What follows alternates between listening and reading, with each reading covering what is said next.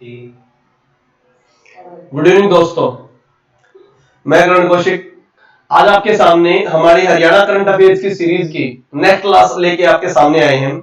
जैसा कि मैंने बता चुका हूं कि पहले हम हरियाणा सीरीज की अपनी 7 क्लासेस कंप्लीट कर चुके हैं और उसमें हमारा गुप्त काल तक हुआ था।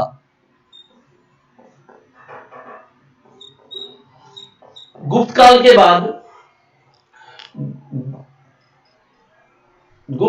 बाद हमने अब गुप्त काल से आगे स्टार्ट करना है। और जैसा कि मैंने पहले बताया था, हमने एक क्लास हरियाणा में गांधी जी के बारे में दी थी, उसकी एक क्लास और बची हुई है, वो किसी दिन फिर आपको दी जाएगी कि गांधी को ऑलमोस्ट आपको कंप्लीट कराया जाएगा।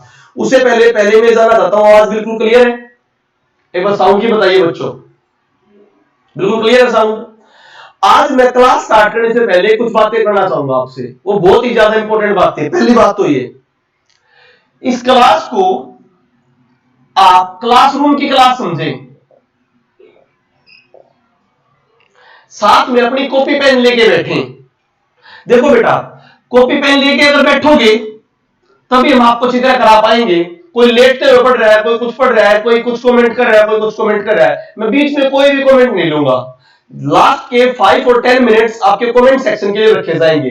लेट अस सपोज बीच में किसी बच्चे को कोई डाउट है, वो डाउट अपना लिख लिया, जब मैं दोबारा कमेंट मांगू तो वो डाउट देना, क्योंकि मैं पढ़ा रहा हूं और पढ़ाते पढ़ाते बीच में बच्चे कोई बात कर रहा है कि हरियाणा पुलिस का पेपर होगा नहीं होगा, कोई बात कर रहा है कि वो आज करंट अफेयर्स का क्या चल रहा है, ऐसे नहीं भाई। जितने बच्चे पढ़ो सीरियस होके पढ़ो। और मुझे क्या लगता है सीरियस है सभी बच्चे। जैसे ही क्लास स्टार्ट होती है सभी अपना सब्सक्राइब करो, लाइक करो, सब्सक्राइब करो, उससे हमें पता लग जाए कितने बच्चे एक्टिव कितने नहीं है और कितने बच्चे रेगुलर रहते हैं। मैं केवल यही चेक करूंगा स्टार्टिंग में कितने हैं और एंड तक कितने हैं। बगैर कमेंट किए बिल्कुल आपके each and every doubt solve किए जाएंगे, पर बीच में कोई और बाहर की बात ना हो। गुड आफ्टरनून टू एवरीवन, बस गुड आफ्टरनून एक बार में हो जाती है सभी की, ठीक है। उसके बाद केवल बोर्ड पे ध्यान हो, क्योंकि आपकी नेशनल जीके और हरियाणा जीके साथ साथ चल रही है, उसके लिए आपको भी एक्टिव रहना पड़ेगा। ये बीच में और कमेंट ना होने चाहिए, ठीक है। चलो तो करें स्टार्ट। अब हम स्टार्ट करते ध्यान से। पहले मैं आपको ओवरऑल हिस्ट्री बताऊंगा, फिर आपको हरियाणा के जानने का मौका मिलेगा। जैसे कि मैंने बताया था, हमारा गुप्त कौन थे? गुप्त थे सामंत कुषाणों के, ये समझने का है। कुषाणों के सामंत थे गुप्त। जैसे कुषाण वीक होंगे, कमजोर होंगे, गुप्त ऊपर उठ जाएंगे। गुप्तों में गुप्त काल के संस्थापक थे श्रीगुप्ता। पेपर में आ जाए गुप्त काल के संस्थापक नेशनल जीके के लिए कौन थे? श्रीगुप्ता। और वास्तविक संस्थापक पूछे, वास्तविक संस्थापक, तो आपका आंसर आएगा चंद्रगुप्त प्रथम। ध्यान देने वाली बात है यहां पर, ये चंद्रगुप्त मौर्य नहीं है, ये क्या है? चंद्रगुप्त प्रथम। तो गुप्त का संस्थापक पूछे तो श्रीगुप्ता और गुप्त का वास्तविक संस्थापक पूछे तो चंद्रगुप्त प्रथम। आगे इंपॉर्टेंट बात समझिए, गुप्तों में बहुत ज्यादा प्रसिद्ध राजा कौन से हुए? प्रसिद्ध राजा, गुप्तों में बहुत प्रसिद्ध राजा हुए हैं आपके समुद्रगुप्त।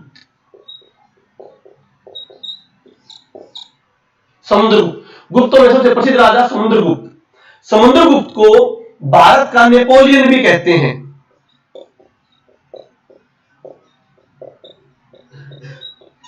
क्योंकि इन्होंने ऑलमोस्ट भारत को जीत लिया था, इसीलिए समुद्रगुप्त को भारत का नेपोलियन भी कहते हैं। अगला पॉइंट, समुद्रगुप्त की विजयों का वर्णन हमें कहां से मिलता है? प्रयाग प्रशस्ति लेख,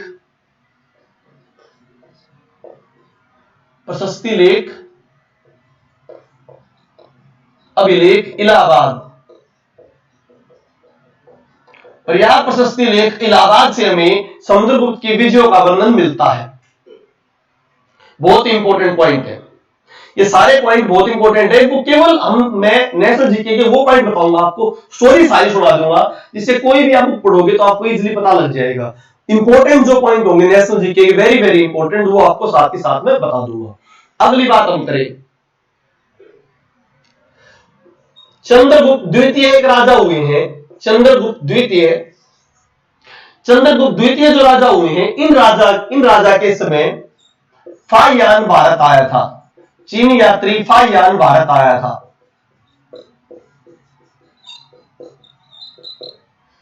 गुप्त वंश के राजा थे चंद्रगुप्त द्वितीय।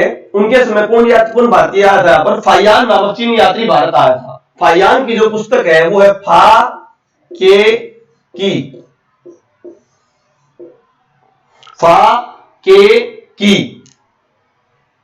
क्लियर? सारा साथ ही साथ नोट कर लेना है, फा के की। अगली मैं बात करूं, गुप्त काल को प्राचीन वास्तुकला का स्वर्ण काल बोलते हैं।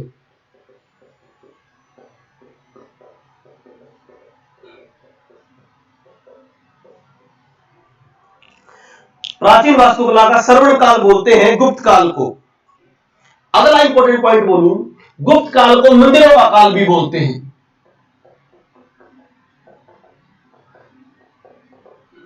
यहां पर ज्यादातर मंदिर पंचायतन शैली के हैं। पेपर में आ जा कौन सी शैली? पंचायतन शैली। किससे संबंधित है? पंचायतन शैली मंदिरों से संबंधित है। मंदिरों का स्वर्णकाल पंचायतन शैली। पंचायतन शैली किस प्रकार की होती है भाई? ध्यान समझिए, पंचायतन शैली किस प्रकार की होती है? पंचायतन शैली में एक मंदिर सेंटर में होगा और 4 मंदिर इधर से उधर होंगे। ये 4 मंदिर इधर से उधर होंगे, एक मंदिर सेंटर में होगा। इस प्रकार इसमें गर्भगृह होगा, इसमें मेन मंदिर होगा। इस शैली को क्या बोलते हैं? पंचायतन शैली। हाँ जी मीनू सैनी जी, टॉपिक चल रहा है हमारा गुप्त काल। गुप्त काल में हरियाणा और गुप्त काल का ओवरऑल थोड़ा बहुत इंडिया का जो इंपॉर्टेंट पॉइंट है वो। इसमें नहीं कि पूरा गुप्त काल बिल्कुल हिस्ट्री पूरी कंप्लीट कराई जाएगी, हरियाणा बिल्कुल कंप्लीट कराया जाएगा और नेशनल के वो पॉइंट जो ज्यादातर एग्जाम में पूछे जाते हैं वो कराए जाएंगे। तो पंचायतन शैली क्रिएटिव गुप्त काल की, मंदिरों की शैली कौन शैली? पंचायतन शैली। इस प्रकार हमारे यहाँ पर गुप्त काल का ये बहुत ही ज्यादा इंपॉर्टेंट जो पॉइंट थे वो मैंने बताया मंदिरों का। तो दोबारा मैं एक बात बोलता हूं, गुप्त काल में क्या हुआ? तो गुप्त काल में क्यों मैंने ये चीजें पढ़ाई? हरियाणा में भी जब गुप्त काल आएगा, गुप्त काल के जो साक्ष्य मिलेंगे, उन गुप्त काल के साक्ष्यों में हमें हिंदू धर्म की अनुपम छटा देखने को मिलेगी। पहले वाले जो साक्ष्य मिले हैं मौर्योत्तर काल के, वो मोरों के मिले हैं और किसी जो भगवान के साक्ष्य कम मिले हैं, परंतु गुप्त काल में भगवान के साक्ष्य मिलेंगे, मंदिरों के साक्ष्य मिलेंगे। अब हम देखते हैं हरियाणा में गुप्त काल के साक्ष्य। तो पहली वाली जो क्लास होगी 10-15 मिनट की, वो नेशनल जीके के पॉइंट ऑफ व्यू से होगी और उसके बाद हमारी हरियाणा जीके चालू हो जाती है। ये बहुत इंपॉर्टेंट पॉइंट है, इनमें से कुछ ना कुछ एग्जाम में आपके जरूर आएंगे। अब हम स्टार्ट करते हैं हरियाणा में गुप्त काल। ध्यान से समझना। सबसे पहले पूछते अभिलेख। कौन कौन से अभिलेख हैं? ध्यान से, सारे साथ में लिख रहा हूं मैं। तो साम, हिसार, नचार खेड़ा, कपाल मोचन,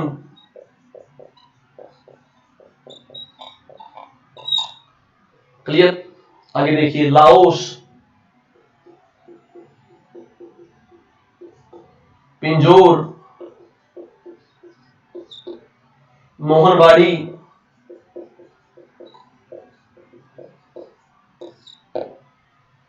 ये सारे के सारे सेक्शन किस तरह के हैं? गुप्त काल के। अब इन्हें वन बाय वन हम पढ़ते हैं, ध्यान से समझिए। देखो फिर सोहन प्रजापति जी, आप शायद लेक्चर की स्टार्टिंग में नहीं आए। मैंने स्टार्टिंग में बोला था बुक कौन सी पढ़नी है, क्या कुछ पढ़ना है, ये सारे कमेंट आप जब लास्ट में 10 मिनट में बोलूंगा उसमें करना है। तब तक के लिए आप केवल लेक्चर में ध्यान दीजिए। बड़ी मुश्किल से मैं टाइम निकाल के आप लोगों के लिए आता हूं, क्योंकि कमिटमेंट की है। ये नहीं कहता कि सलमान खान बड़ी कमिटमेंट है, पर मैंने कमिटमेंट की है कि बच्चों को जरूर पढ़ाऊंगा मैं, इसलिए मैंने स्टार्ट किया। अदरवाइज मेरा खुद का एग्जाम भी आ चुका है एचसीएस का, मैं उसके लिए प्रिपेयर करूं, परंतु फिर भी आपको निकालने के लिए देखो मुझे तो ये चीज आती है भाई, मैं दोबारा आप लोगों का रिवीजन करा रहा हूं। मैं अपना रिवीजन क्या करूंगा इनका? हरियाणा जी की एक बुक लिख दी, अब मुझे हरियाणा जी के बारे में पढ़ाने का क्या बेनिफिट? मैं कोई भी टॉपिक कराऊं, चीज का कराऊं तो मुझे बेनिफिट। फिर भी मैं आप लोगों के लिए एसआई कांस्टेबल या एचएसएससी के एग्जाम के लिए आप लोगों को पढ़ा रहा हूं, तो इस लेक्चर की वैल्यू समझो। मैं स्पेशली अपनी जॉब के बाद आपको टाइम दे रहा हूं, केवल इसलिए कि किसी बच्चे का सिलेक्शन हो जाए। मैं एक गरीब फैमिली से था, आप लोगों में बहुत बच्चे ऐसे होंगे जो कोचिंग अफोर्ड नहीं कर सकते, उनका यहाँ पर बेनिफिट हो जाए, ये केवल आपसे उम्मीद है भाई। सीधी सीधी पूरा स्टार्टिंग में आओ, फिर लास्ट में आपने पढ़ना है। ठीक है, अब सीधा अपना पढ़िए भाई, उसके बाद आपके जो भी होंगे सब कुछ डाउट में लूंगा, मैंने डाउट्स पे कभी किसी को मना नहीं किया, थोड़ा पढ़िए बस ध्यान से। देखिए भाई, तो शाम पेपर में 2-3 के पर्सन आएंगे, मैं गारंटी देता हूं नॉर्मल पर्सन हर कोई कर देगा, परंतु आपने मेहनत नहीं देखी है। मैंने सारी बुक को की सब में जो कमियां थी वो कमियां दूर करने की कोशिश की है। पेपर में आ जाए सब कोई लिख देंगे कि तुषार अभिलेख कहां मिला, भिवानी, कोई भी लिख देगा, परंतु पेपर में यह आ जाएगा तुषार अभिलेख किस काल का है, तब आप लोग कर पाओगे तुषार अभिलेख किस काल का है, गुप्त काल का। ये प्रश्न इंपॉर्टेंट बनता है, इनमें से कौन सा अभिलेख गुप्त काल का है कौन सा नहीं है। तो तुषार अभिलेख कहां पर है, भिवानी में, और किस काल का, गुप्त काल का। अगला जो प्रश्न आएगा, इस अभिलेख में क्या मिला, भगवान विष्णु से संबंधित 2 सरोवरों का वर्णन है। खाली पिन बुलेट पॉइंट लिख दिए मैंने कि तुषार अभिलेख में किसका है, भिवानी, कोई भी कर देगा, परंतु किस काल का है, गुप्त काल का, और इसमें क्या मिला, भगवान विष्णु से रिलेटेड 2 सरोवर मिले, इंपॉर्टेंट। अगला चलिए, इसार, इसार से अभिलेख कहां पर मिला, इसार में। इसमें भी भागवत धर्म के क्या मिलते हैं, साक्ष्य, और बाद में ये इसार से अभिलेख गुजरी महल में पाया गया। तो मिला तो कहां पर, गुजरी महल में, परंतु गुजरी महल तो फिरोज शाह तुगलक के टाइम पर बनी थी, उससे पहले ही क्या बन चुका अपना इसार सतम अभिलेख। इस अभिलेख को इसार सतम अभिलेख बोलते हैं, सतम अभिलेख। मतलब ये स्तंभ पे मिला है, स्तंभ पे, खंबे पे मिला है, तो उस चीज पे। Clear to you. आगे चलते हैं भाई, नचार खेड़ा, बहुत सारी पुस्तकों में देखना नचार खेड़ा जींद, नचार खेड़ा आपका भिवानी लिख रखा है, पर नचार खेड़ा कहां पर है, जींद में। ध्यान से देखिए, नचार खेड़ा जींद, बुकों में भिवानी वगैरह लिख रखा है, नचार खेड़ा जींद। इंपॉर्टेंट पॉइंट क्या है, नचार खेड़ा जींद में जटायु, श्री राम, लक्ष्मण, सीता इत्यादि के चित्र मिले हैं, और रामायण अंकित मूरे मिली हैं, श्लोक, रामायण के श्लोक अंकित मूरे मिली है। तो बहुत इंपॉर्टेंट पॉइंट है, रामायण से पेपर में किस तरह आएगा, नचार खेड़ा नामक अभिलेख कहां पर है, जींद में। इंपॉर्टेंट क्वेश्चन, किस काल का है, गुप्त काल का। किस धर्म से संबंधित है, हिंदू धर्म। किस कथा से संबंधित है, रामायण। किसके, जटायु जी के, जिन्होंने सीता जी को बचाया था रावण के हाथों से, परंतु वो मारे गए थे, पूर्णतः बचा नहीं पाए थे। दूसरा मैंने बताया रामायण अंकित, रामायण के श्लोक अंकित मोहरे कहां पर मिली है, नचार खेड़ा जींद। रामायण के श्लोक अंकित मोहरे। Clear to you. अच्छा, ऑडियो में थोड़ी प्रॉब्लम है, थोड़ी कोशिश करेंगे इसको, संतोष जी कोशिश करेंगे, ठीक है। ऑडियो में प्रॉब्लम है, एक बार चेक करना ऑडियो में, ठीक है। उसके बाद हम बात करते हैं कपाल मोचन। कपाल मोचन कहां पर है, यमुनानगर। कपाल मोचन से संबंधित क्या है, यहां पर जो अभिलेख मिले, कपाल मोचन मंदिर भी है यमुनानगर में, हम पहले भी कर चुके हैं कपाल मोचन। कपाल मोचन में जो 2 अभिलेख मिले, दोनों अपूर्ण हैं। अब यहां पर पॉइंट टू बी नोटेड, अगर पेपर में आ जाए अपूर्ण अभिलेख, अपूर्ण अभिलेख खाली पेपर में आ जाए अकेला अपूर्ण अभिलेख, तो आपका आंसर होगा करनाल। और 2 अभिलेख जो अपूर्ण मिले हैं, तब आंसर आएगा आपका कपाल मोचन। अकेला अभिलेख आए तो करनाल अभिलेख, कौन से काल का, गुप्त काल का, और 2 अभिलेख इकट्ठे अपूर्ण मिले तो कपाल मोचन यमुनानगर। क्लियर भाई, पूर्वा कश्यप जी। चलो, कपाल मोचन यमुनानगर मंदिर भी है। अगला देखिए, लाओस। लाओस वियतनाम खुद एक देश है। लाओस विदेशी, तो विदेशी अभिलेख आ जाए, विदेश का अभिलेख लाओस में मिला है। किससे संबंधित है, ये महाराजा धीराज, महाराजा धीराज श्री देवका जी। किस राजा से संबंधित है, श्री देवका जी। विदेश में कौन से काल का है, गुप्त काल का। और विदेश में पाया गया अभिलेख कौन सा है, लाओस में। किस राजा से संबंधित, श्री देवका जी, महाराजा धीराज। और उसमें वर्णन क्या है, इसमें थानेसर कुरुक्षेत्र का वर्णन है। तो थानेसर कुरुक्षेत्र के वर्णन से संबंधित कौन सा अभिलेख है, लाओस का अभिलेख। कौन सा विदेशी अभिलेख, लाओस का अभिलेख।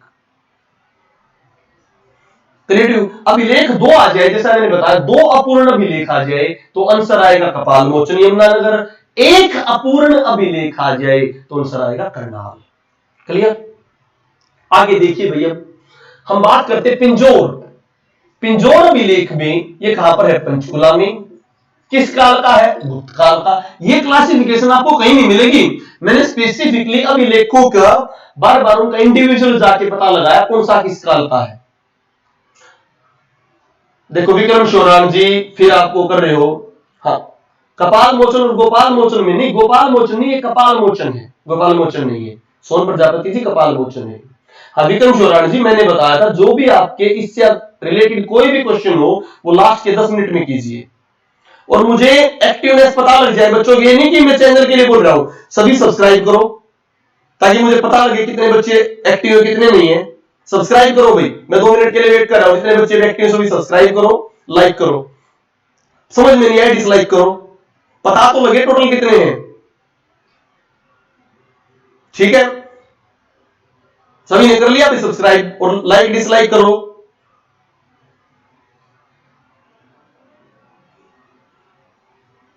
चलो करो, शाबाश। ठीक है, चलो भाई अब आगे बात करते हैं। अब मैं बात करूं पिंजौर अभिलेख। पिंजौर अभिलेख कहां पर है भाई? पंचकुला में। पंचकुला में है, पेपर में आ जाए किस अभिलेख में पंचकुला का नाम पंचमपुर है, तो पंचकुला का नाम पंचमपुर पिंजौर अभिलेख में है। और यह अभिलेख किस काल का है भाई? यह अभिलेख हमारा गुप्त काल का है। यह इंपॉर्टेंट कहीं पर नहीं मिलेगा आपको कि ये गुप्त काल के, सभी मैंने क्लासिफाइड कर रखे गुप्त काल के। तो पिंजौर अभिलेख पंचकुला गुप्त काल। अगला आजिए मोहनबाड़ी, ये भी किताबों में मिलता है रोहतक, गलत है। मोहनबाड़ी अभिलेख झज्जर से मिला है, और मोहनबाड़ी अभिलेख झज्जर से मिला है, बहुत इंपॉर्टेंट है। इसमें भगवान विष्णु की मूर्ति मिली है, तो भगवान विष्णु की मूर्ति मोहनबाड़ी अभिलेख कहां से भाई? झज्जर।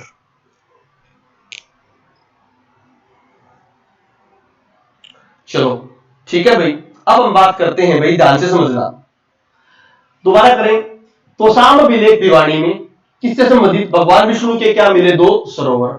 आगे देखिए इसार शतंभ अभिलेख कहां पर? इसार पर। पुण्य धर्म के साक्ष्य है, भागवत धर्म के साक्ष्य है। वर्तमान में कहां पर पाया गया? गुजरी महल इसार में। नचार खेड़ा जींद में, जहां पर जटायु, श्री राम लक्ष्मण सीता और रामायण के श्लोक उनके क्या मिले हैं? मोरे। आगे आ जाइए, कपाल मोचन यमुनानगर, 2 अभिलेख, दोनों के दोनों क्या है? अपूर्ण।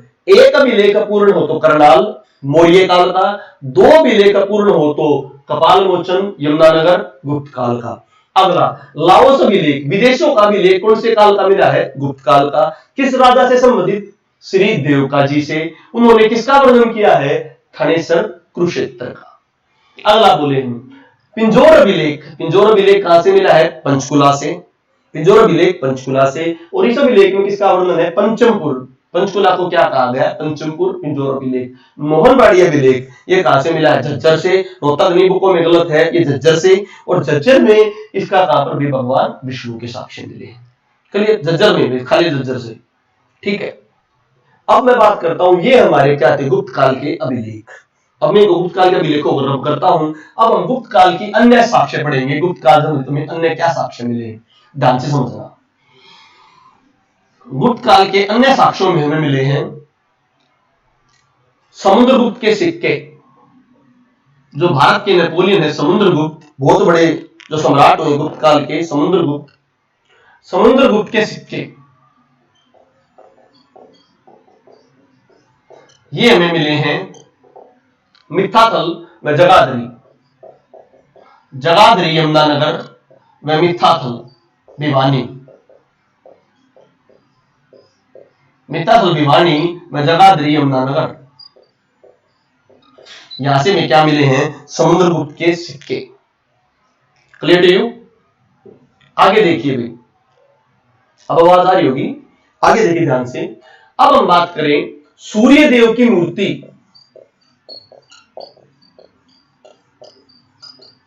सूर्य देव की मूर्ति ये हमें कहां से मिली है? अग्रोवा से। यहां पर एक बहुत इंपॉर्टेंट पॉइंट है, खाली पेपर में सूर्य देव की मूर्ति आए तो अग्रोवा, कौन से काल की? गुप्त काल की। परंतु पेपर में आ जाए सूर्य स्तंभ पर बनी मूर्ति, स्तंभ पर बनी मूर्ति, तब आपका आंसर आएगा थानेसर। ध्यान देना इस बात पर, खाली सूर्यदेव की मूर्ति आए तो अग्रवा, परंतु सूर्य स्तंभ पर बनी मूर्ति आए तो आपका आंसर होगा थानेसर। आवाज में प्रॉब्लम आ रही भाई? चलो ठीक है, खाली सूर्यदेव की मूर्ति आए तो अग्रवा, परंतु सूर्य स्तंभ पर बनी मूर्ति आए तो Thanesar. Clear to Thanesar Kurukshetra. Clear भाई? ये सूर्यदेव वाली मूर्ति अग्रवा गुप्त काल की है। आगे देखिए, बहुत बार पेपर में आई है, शेष सैया पर लेटे हुए विष्णु की मूर्ति, शेष सैया पर लेटे हुए विष्णु भगवान की मूर्ति, फाजिलीपुर सोनीपत। तो पेपर में सोनीपत भी आ सकता है या सीधा नाम भी आ सकता है, फाजिलीपुर सोनीपत। तो शेष सैया पर लोटे हुए भगवान विष्णु की मूर्ति, फाजिलीपुर सोनीपत। ये भी किस काल की? गुप्त काल की। हमने गुप्त काल को पढ़ा, मैंने ज्यादातर चीजें बताई गुप्त काल में, सारी भगवानों से रिलेटेड चीज पाई। जब हमने मौर्य काल पढ़ा था उसमें बुद्ध जैन से रिलेटेड पाई, सम्राट अशोक से संबंधित पाई, परंतु गुप्त काल में सारी किसकी पाई? भगवानों की। Clear to you? Fazilpur Sonipat. चलो फाजिलपुर हो गया एग्जैक्ट, फाजिलपुर सोनीपत।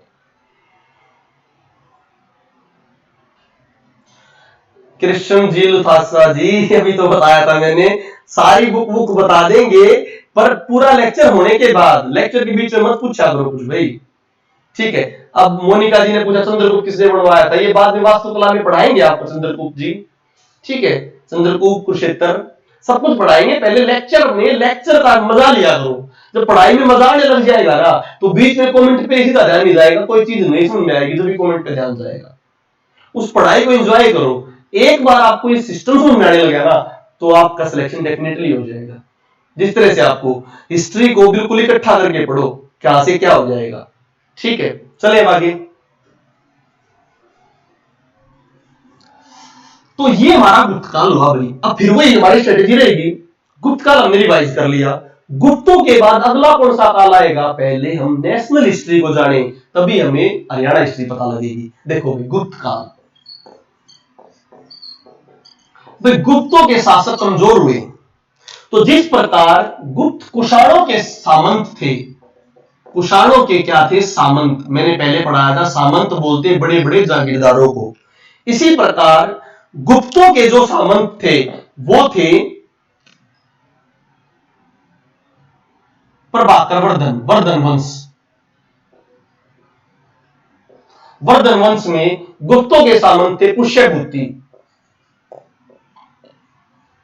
तो जब गुप्त काल कमजोर होगा तो ये पुष्यभूति जी अपना अलग क्या बना लेंगे? राजपाट। तो पुष्यभूति जी ने, गुप्तों के सामंत ने सबसे पहले पुष्यभूति वंश की नींव डाली, और पुष्यभूति वंश की जो भी नींव डाली, इन्होंने जो अपनी राजधानी बनाई वो कहां पर बनाई? थानेसर कुरुक्षेत्र। तो पेपर में आता है पुष्यभूति कौन थे? गुप्तों के सामंत थे। इन्होंने वर्धन वंश की नींव डाली, और वर्धन वंश की जो नींव डाली, वो नींव डालने के बाद कहां पर राजधानी बनाई? थानेसर कुरुक्षेत्र। आगे देखिए क्या हुआ, पूरा समझिए, मैं पूरी स्टोरी तरह समझाता हूं इसको। पुष्यभूति ने वर्धन वंश की नींव डाली, थानेसर कुरुक्षेत्र। पुष्यभूति ने और कुरुक्षेत्र में क्या करा? इन्होंने यहां पर स्थानेश्वर महादेव का मंदिर बनाया। स्थानेश्वर महादेव का मंदिर कहां पर बनाया? पुष्यभूति ने थानेसर। तो स्थानेश्वर महादेव का मंदिर किसने बनवाया भाई? पुष्यभूति ने। कहां पर? थानेसर। उसके बाद क्या हुआ भाई?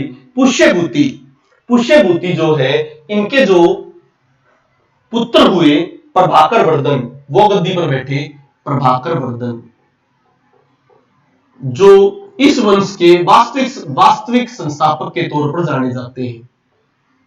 इन्होंने काफी लड़ाइयां लड़ी और इस वंश को आगे फैलाया। तो संस्थापक आ जाए तो पुष्यभूति, परंतु वास्तविक संस्थापक आ जाए तो प्रभाकर वर्धन। और एक पॉइंट और याद रखना, पेपर में बहुत बार प्रश्न आता है, स्थानेश्वर का महादेव मंदिर कहां पर है? तो आप बोलोगे थानेसर कुरुक्षेत्र।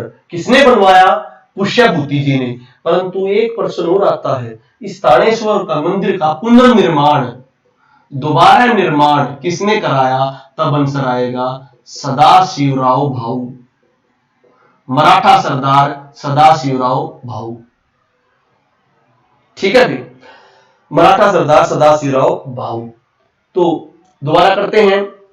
गुप्तों के सामंत थे पुष्यभूति। पुष्यभूति जी ने अपना अलग वंश बनाया, कहां पर, थानेसर कुरुक्षेत्र में। और क्या काम कराया, कुरुक्षेत्र में उन्होंने स्थानेश्वर महादेव का मंदिर बनवाया। इस मंदिर का पुनर्निर्माण किसने कराया, सदाशिवराव भाऊ ने कराया।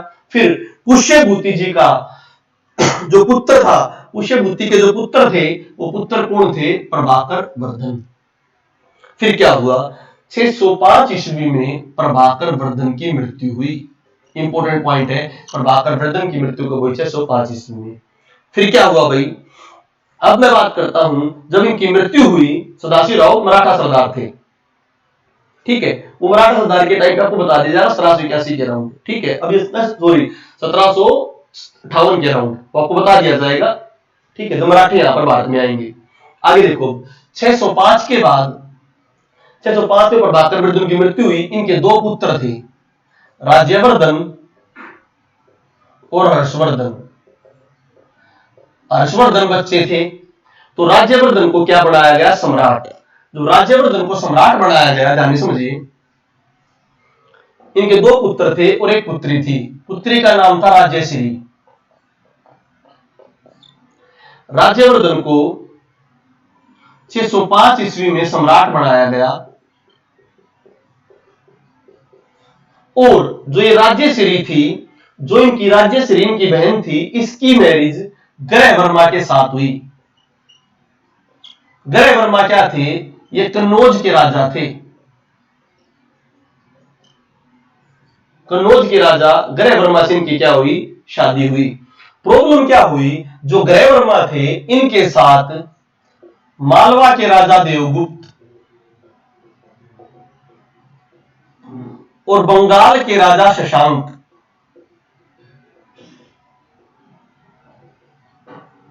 बंगाल के राजा शशांक और मालवा के राजा देवगुप्त ने ग्रह वर्मा पर अटैक कर दिया।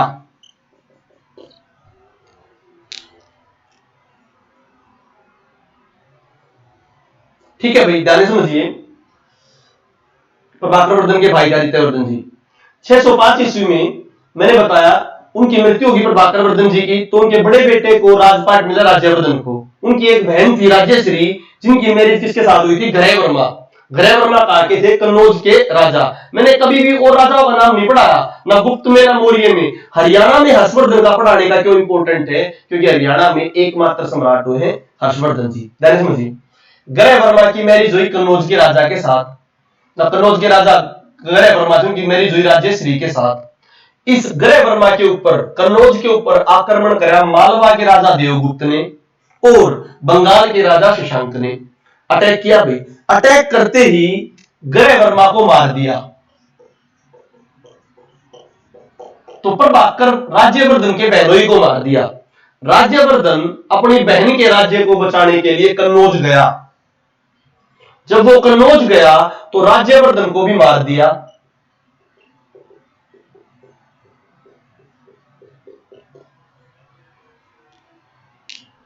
सुनिए ध्यान से, मैंने बताया राज्यवर्धन की और हर्षवर्धन की बहन राज्यश्री थी। ग्रह वर्मा के राजा, ग्रह वर्मा कन्नौज के राजा से मैरिज हुई और इनके बहनोई पर मालवा के राजा देवगुप्त और बंगाल के राजा शशांक ने अटैक कर दिया। अटैक करने के बाद ग्रह वर्मा को मार दिया। अपनी बहन को बचाने के लिए राज्यवर्धन गया। राज्यवर्धन अपनी बहन को बचाने के लिए गया, उसको भी क्या कर दिया, मार दिया। अब अपने बड़े भाई के मरने की वजह से थानेसर जो हर्षवर्धन जो था, मात्र 15 वर्ष की आयु में उसके सेनापति सिंहनाद के कहने पर मात्र 15 वर्ष की आयु में हर्षवर्धन क्या बने, सम्राट।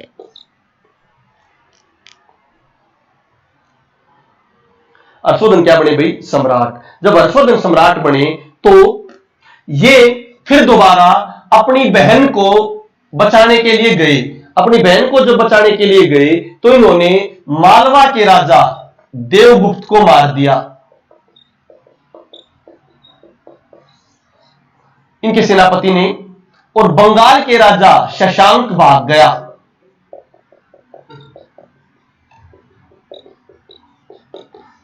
तो जो राज्यवर्धन नहीं कर पाया वो किसने कर दिया, हर्षवर्धन ने कर दिया। हर्षवर्धन ने क्या किया भाई, देवगुप्त के राजा, देवगुप्त को तो मार दिया मालवा के राजा, और बंगाल के राजा शशांक को भगा दिया। अब दोबारा राजपाट किसको दे दिया? अपनी बहन को। तो अपनी बहन को दे दिया राजपाट, परंतु उसकी बहन का कोई भी उत्तराधिकारी नहीं था। उसकी बहन का उत्तराधिकारी न होने की वजह से हर्षवर्धन ने कन्नौज को भी अपना लिया।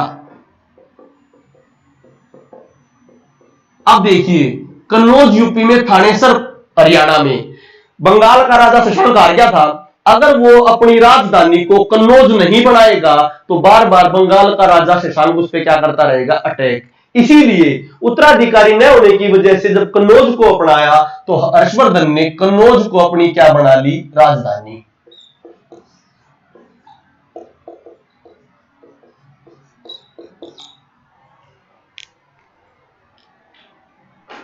ठीक है भाई, अब हम दोबारा करते हैं, दोबारा सुन लो पूरी की पूरी कहानी, जो बीच में आया कोई भी। पुष्यभूति जो गुप्तों के सामंत थे, उन्हें वर्धन वंश की नींव डाली। उन्होंने स्थानेश्वर महादेव के स्थानेश्वर में स्थानेश्वर महादेव का मंदिर बनवाया। इस मंदिर का पुनर्निर्माण सदाशिवराव बाबू ने कराया। पुष्यभूति का जो पुत्र था वो प्रभाकर वर्धन था। वो बड़ा ऐश्वर्यवान राजा था, इसीलिए वर्धन वंश का संस्थापक के तौर पर किसको जानते हैं? प्रभाकर वर्धन को। 605 ईस्वी में प्रभाकर वर्धन की मृत्यु होगी। उसके बड़े पुत्र राज्यवर्धन को गद्दी का भार संभालने का मौका मिला। राज्यवर्धन और हर्षवर्धन दो भाई थे, उनकी एक बहन थी राजेश्री। राजेश्री का विवाह कन्नौज के राजा ग्रहवर्मा के साथ हुआ था। उसके बहनोई के ऊपर मालवा के राजा देवगुप्त और बंगाल के राजा शशांक ने अटैक कर दिया। उस अटैक में ग्रहवर्मा मारा गया। जब ग्रहवर्मा मारा गया तो उसका बदला लेने के लिए, अपने बहनोई का बदला लेने के लिए राज्यवर्धन गया। राज्यवर्धन को भी उन दोनों ने मार दिया। फिर जो वर्धन वंश का सेनापति था सिन्नाद, सिन्नाद कौन था? वर्धन वंश का सेनापति सिन्नाद। उसके कहने पर 15 वर्ष की अल्पायु में, कितने वर्ष की अल्पायु में? 15 वर्ष की अल्पायु में हर्षवर्धन को सम्राट बनाया गया। और उसके कुछ समय पश्चात हर्षवर्धन जी जो थे, हर्षवर्धन जी ने कन्नौज पर आक्रमण किया अपनी बहन को बचाने के लिए। तो कन्नौज पर अटैक किया तो उसने मालवा के देवगुप्त को मार दिया, जिसने उसके भाई और बहनोई को मारा था। और शशांक जो बंगाल का राजा भाग गया। इस प्रकार उन्होंने पूरा राजपाट अपनी बहन को लौटा दिया, राजेश्री को।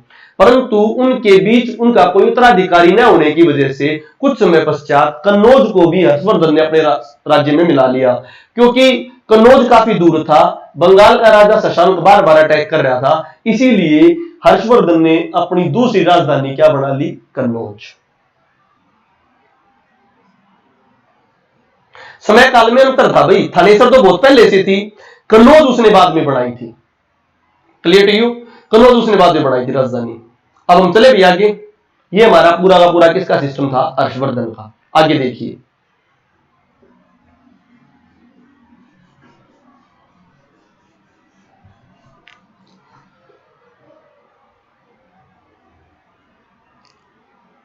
हाँ वही तो बताई कि पहले उसे कंट्रोल करने के लिए उसने राजधानी क्या बनाई? कन्नौज।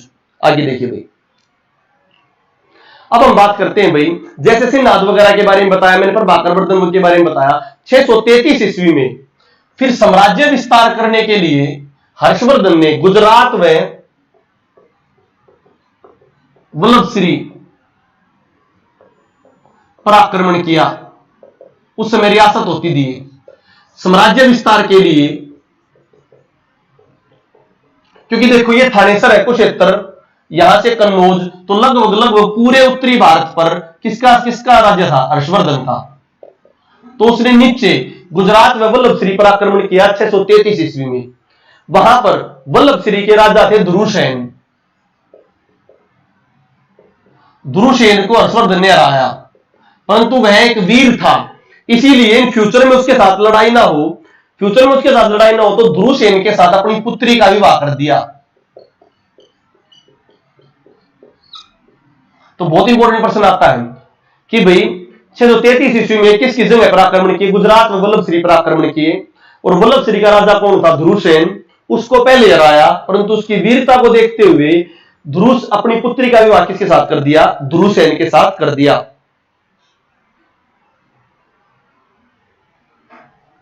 आगे चलिए भाई, फिर उसके बाद क्या हुआ? जब उन्होंने गुजरात, ये देखो भारत का नक्शे की तरह देखना थोड़ा, ये वाला पोर्शन पूरा का पूरा हर्षवर्धन के अंदर आ चुका था। फिर उन्होंने ये वाला पोर्शन भी जीत लिया। अब हर्षवर्धन को ये वाला पोर्शन जीतना था, ये पोर्शन। इस पोर्शन में देखिए क्या हुआ। इस पोर्शन में पुलकेशिन चालुक्य वंश था, चालुक्य वंश के राजा थे पुलकेशिन द्वितीय। ये हर्ष ने जीत लिया, ये हर्ष ने जीत लिया, ये हर्ष ने जीत लिया। अब उसको दक्षिण भारत में जाने के लिए किसको हराना पड़ेगा? पुलकेशिन द्वितीय को। तो पुलकेशिन द्वितीय को जीतने के लिए चालुक्य के वातापी वंश,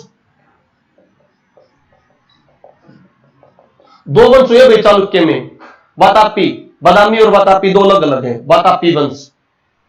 पुलकेशिन द्वितीय जो चालुक्य वंश का था, यहां पर 634 ईस्वी में अटैक किया, परंतु पुलकेशिन द्वितीय ने हर्षवर्धन को हरा दिया और यह बहुत ही भयंकर युद्ध हुआ। इस युद्ध का वर्णन हमें ऐहोल अभिलेख से मिलता है। तो पेपर में आता है हर्षवर्धन के दक्षिण अभियान को, हर्षवर्धन के दक्षिण अभियान को किसने रोका? हर्षवर्धन के दक्षिण अभियान को रोका पुलकेशिन द्वितीय ने। यह हमें किससे वर्णन मिलता है? ऐहोल अभिलेख। अगर हर्षवर्धन उस समय पुलकेशिन द्वितीय को हरा देता तो पूरे संपूर्ण भारत में हर्षवर्धन बड़ा सम्राट बनता, और हर्षवर्धन बड़ा सम्राट बनता तो हरियाणा में भी बड़े उत्कृष्ट किले होते, हरियाणा बड़ा संपन्न होता। हरियाणा में कभी भी कोई किले विले इतने ज्यादा क्यों नहीं है? क्योंकि हरियाणा की तरफ से कोई बड़ा राजवंश नहीं रहा है। अगर हर्षवर्धन जीतता तो हरियाणा की तरफ से बड़ा राजवंश रहता। तो पुलकेशिन द्वितीय के हराने की वजह से हर्षवर्धन का साम्राज्य विस्तार वहीं पर स्टॉप हो गया। इसका वर्णन हमें कहां मिलता है? ऐहोल अभिलेख में। Clear to you? आगे हम बात करते हैं, ऐहोल अभिलेख में पुलकेशिन द्वितीय और इसकी लड़ाई का वर्णन मिलता है। फिर हर्षवर्धन की मृत्यु 647 ईस्वी को हुई। 647 ईस्वी को हर्षवर्धन की क्या हुई? मृत्यु। अब हम कल हर्षवर्धन के बारे में पढ़ेंगे, क्योंकि हर्षवर्धन का आज मैंने बताया पॉलिटिकल कनेक्शन, राजनीतिक कैसे मृत्यु हुई, कैसे क्या किया। कल हम हर्षवर्धन के बारे में पढ़ेंगे, हर्षवर्धन के दरबारी कवि कौन थे, हर्षवर्धन के समय कौन यात्री भारत आया, हर्षवर्धन के समय कौन सी किताबें लिखी गई, हर्षवर्धन के समय किस प्रकार का प्रशासन था। हम सारी बातें कल पढ़ेंगे डिटेल में। अब भाई नर्मदा नदी के किनारे युद्ध लड़ा गया था, नर्मदा नदी के किनारे। ठीक है, हाँ अब बोलो भी किस किसके क्या क्या डाउट है, जल्दी बताइए डाउट। अब बताइए किसी के डाउट भाई। कल वो डिटेल में सारा पढ़ेंगे, हर्षवर्धन का एडमिनिस्ट्रेशन, प्रशासन। प्रजापति जी,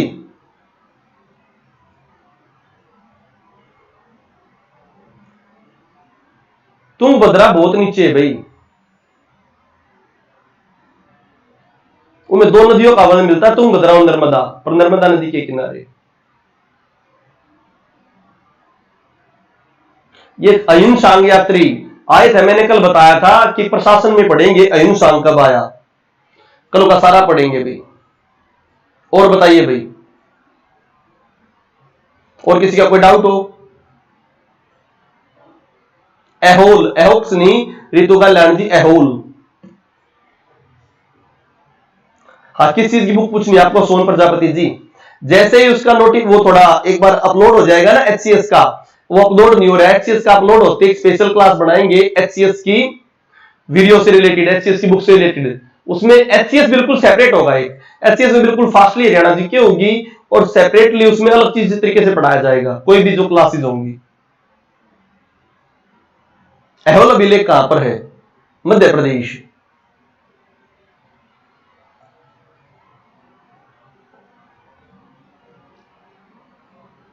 हाँ, हर्षवर्धन का टीला कुरुक्षेत्र। ये कल आपको सारी चीज बताएंगे। ठीक है भाई, चलो आज के लिए फिर अलविदा चाहेंगे भाई। और ऐसे ही किया करो, पहले अपना पूरा लेक्चर आराम से एंजॉय किया और बाद में सारे डाउट लिया करो, ईच एंड एवरी डाउट आपको कराए जाएंगे। ठीक है, चलो धन्यवाद। एहोल कर्नाटक में ही, धन्यवाद।